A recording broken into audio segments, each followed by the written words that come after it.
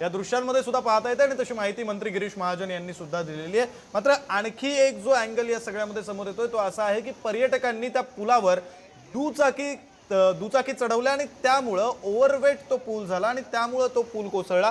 खासदार सुप्रिया सुळे यांनी या संदर्भात ट्विट केलेलं आहे, आपण ते सुद्धा पाहूया। पुणे जिल्ह्यातील मावळ तालुक्यातील कुंडमळा इथे इंद्रायणी नदीवरील पूल कोसळला, त्यामुळे पुलावरील काही नागरिक वाहून गेल्याची भीती आहे। सुप्रिया सुळे यांची ही एक्स पोस्ट आपण पाहतोय। ही घटना अतिशय दुर्दैवी असून हे सर्व नागरिक सुरक्षित असतील ही ईश्वर चरणी प्रार्थना। या घटनेबाबत पुण्यातील जिल्हाधिकाऱ्यांशी माझं बोलणं झालं असून ते आवश्यक ती सगळी मदत पाठवत आहेत, अशी एक्स पोस्ट सुप्रिया सुळे यांनी केली।